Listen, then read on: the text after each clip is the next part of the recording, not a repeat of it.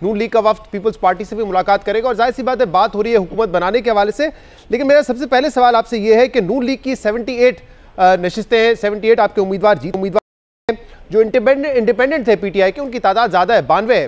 तो उस दिन जब नवाज शरीफ साहब ने अपनी विक्ट्री स्पीच में ऐलान किया कि हम कोalition गवर्नमेंट बनाएंगे, तमाम पार्टीज आके मिले, क्या ये बेहतर नहीं होता कि पहला मौका पीटीआई को दिया जाता, उनके आज़ाद उम्मीदवारों को दिया जाता? और वैसे भी कोई ऐसा पार्टनर लगता नहीं है कि उनको मिले तो वो अपने तौर पे तो हुकूमत नहीं बना सकते थे, फिर आप मौका ले लेते तो एक जो मॉरली बात जो की जाती है कि सबसे बड़ी जमात को पहले मौका मिलना चाहिए, उसकी भी वो भी हो जाता और शायद आपकी हुकूमत भी बन जाती अगर पीटीआई ना बना सकती तो। जी बिल्कुल ठीक कह रहे हैं शहजाद, और ये हमारी राय है। आज बड़ी हमारी तफसीली मीटिंग हुई है कुछ 4 घंटे की, और उसमें ये सारे मौज़ूआत ज़ेरे बहस आए हैं। हमारी तरफ से बिल्कुल खुली छूट है, कोई रुकावट नहीं है उनके लिए। वो अगर अपनी तादाद के साथ, अपने नंबर्स के साथ, अपने प्रेसिडेंट की आशीर्वाद से प्रेसिडेंट उन्हें दावत दे देंगे कि आपकी अक्सरियत है, आप बनाएं हुकूमत, और वो हुकूमत बनाने की कोशिश करें। अगर वो नहीं बना पाएंगे तो फिर हम अपनी कोशिश कर लेंगे।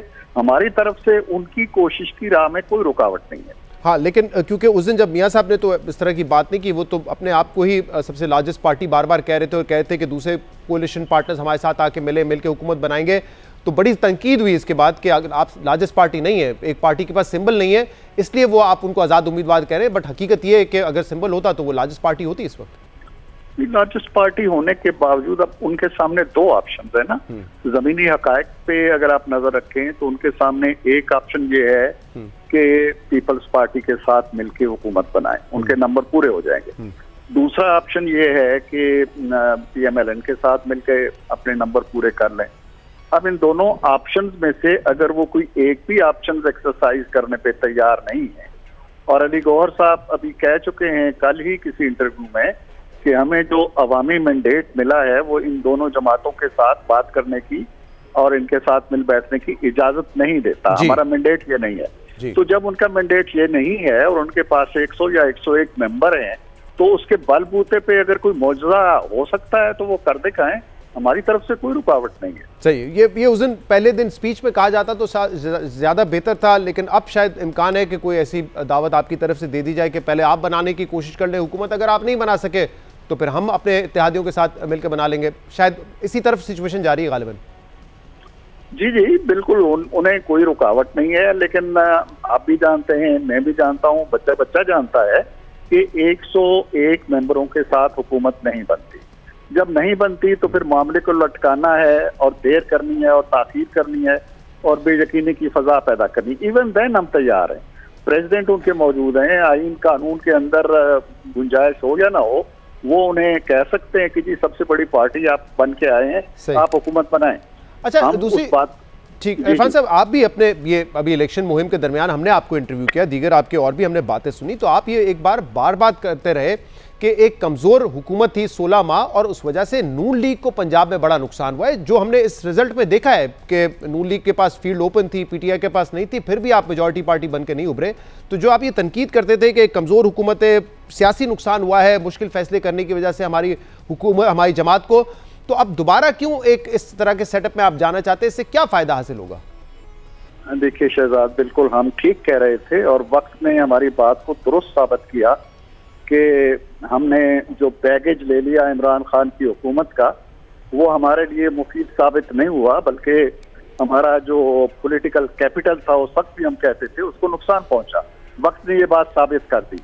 अब जो सवाल अगला है आपका कि एक तल्ख तजर्बे के बाद और कड़वे तजर्बे के बाद हम वही तजर्बा क्यों दोहराना चाहते हैं?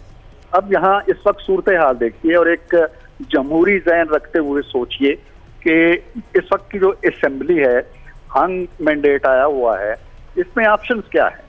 ऑप्शन ये है कि हम पीटीआई के साथ मिल जाएं या पीटीआई हमारे साथ मिल जाए, जिसका इम्कान ना होने के बराबर। दूसरा ऑप्शन ये है कि पीटीआई पीपल्स पार्टी के साथ मिल जाए, वो खुद इनकार कर चुके हैं जी कि हमारा मैंडेट ये नहीं है, हम दोनों में से किसी के साथ नहीं मिलेंगे। तीसरा ऑप्शन ये है कि हम अड़े रहें अपनी बात पे जी कि नहीं हमारी सीटें ज्यादा हैं, हम खुद हुकूमत बनाने की कोशिश करेंगे, मौलाना हमारे साथ हैं, एमक्यूएम हमारे साथ है, अचकजई साहब हमारे साथ हैं, पीएमएलक्यू हमारे साथ है। इवन देन नंबर पूरे नहीं होते, तो उसका मतलब ये है कि हम ना हम बना सकेंगे, ना पीपल्स पार्टी बना सकेगी, ना ही जो पीटीआई सपोर्टेड कैंडिडेट्स हैं वो बना सकेंगे।